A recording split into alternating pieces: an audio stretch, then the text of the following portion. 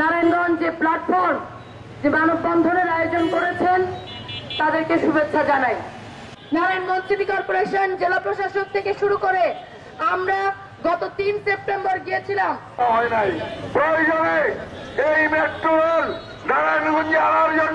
Working for better Narayanganj কর্তৃক আয়োজিত আজকের এই মানববন্ধনের উপস্থিত সম্মানিত নেতৃবৃন্দ এবং নারায়ণগঞ্জবাসী, আসসালামু আলাইকুম।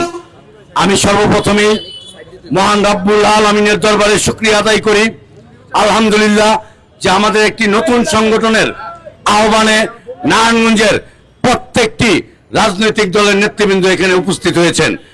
আমাদের সবচেয়ে বড় পাওনা এটি। আমরা প্রথমেই সকল নেতৃবৃন্দের প্রতি কৃতজ্ঞতা জানাই। আমরা আজকের এই উপস্থিতি প্রমাণ করে যে সবার আগে নারায়ণগঞ্জ, আমরা নারায়ণগঞ্জের বেলায় সবাই দলমত নির্বিশেষে একত্রিত আছি। আজকের এই উপস্থিতি সেটাই প্রমাণ করে। আমি ধন্যবাদ এবং কৃতজ্ঞতা জানাতে চাই যারা এই মেট্রো রেলের বিষয়টি আমাদের রক্তে আগুন ধরিয়েছে, আন্দোলনটি স্পার্ক করেছে। সেই গণসংহতি আন্দোলনের মুনা, তরিকুল, সুজন সহ সকল নেতৃবৃন্দর প্রতি, যে একটি রাজনৈতিক দল হয়ে তারা এই জিনিসটিকে সূক্ষ্মভাবে আমাদের মাঝে তুলে ধরেছেন। আমি আরো কৃতজ্ঞতা জানাই আরো ছাত্র জনতা যারা ব্যক্তিগত পর্যায়েও এই ফেসবুকে, সামাজিক যোগাযোগ মাধ্যমে, বিভিন্ন অফিস আদালতে যারা এই মেট্রো রেলের বিষয়ের জন্য বিভিন্ন স্থানে তদবির করা শুরু করেছেন, কাজ শুরু করেছেন। আজকের এই সমাবেশ থেকে আমরা দাবি জানাই, আমরা আহ্বান জানাই, নারায়ণগঞ্জে অতি বিলম্বে একটি সর্বদলীয় সংগ্রাম কমিটি গঠন করা হোক। সেখানে ডিসিকে এবং নারায়ণগঞ্জ সিটি কর্পোরেশনের প্রশাসককে সদস্য রাখা হোক, প্রেস ক্লাবের সভাপতি সেক্রেটারিকে রাখা হোক, বিকেএমই, বিজিএমই এবং চেম্বারের নেতৃবৃন্দকেও সেখানে রাখা হোক। কারণ শুধু এই মিছিল মিটিং করলেই হবে না। আমরা মনে করি এখানে ধ্যান দরবার করার একটা বিষয় আছে। সেই ধ্যান দরবারের ক্ষেত্রে সর্বদলীয় যেই উদ্যোগ নেওয়া হবে, সেই উদ্যোগটি হলে আমি মনে করি নারায়ণগঞ্জের যেই অর্থনৈতিক গুরুত্ব, নারায়ণগঞ্জের যেই রাজনৈতিক গুরুত্ব, নারায়ণগঞ্জকে বাদ দিয়ে মেট্রো রেলের পরবর্তী কার্যক্রম সম্ভব না। আরেকটা জিনিস, সবাই বলে যে এই রুট লাভজনক না, সেই রুট লাভজনক না। সরকার কোনো ব্যবসায়িক প্রতিষ্ঠান না, মনে রাখতে হবে সরকার একটা সেবাদানকারী প্রতিষ্ঠান।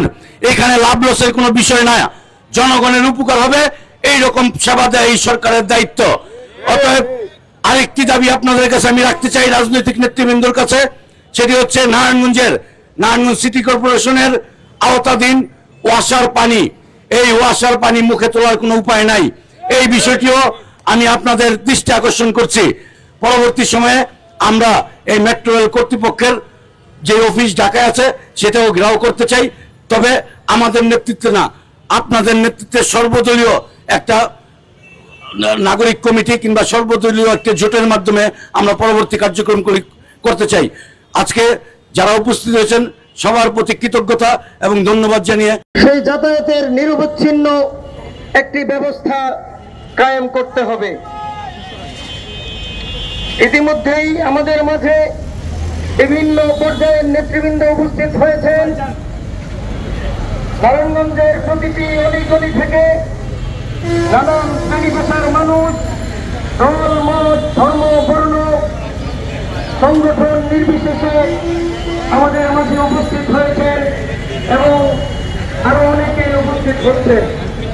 আমরা সকলকে আন্তরিক ধন্যবাদ জ্ঞাপন করছি।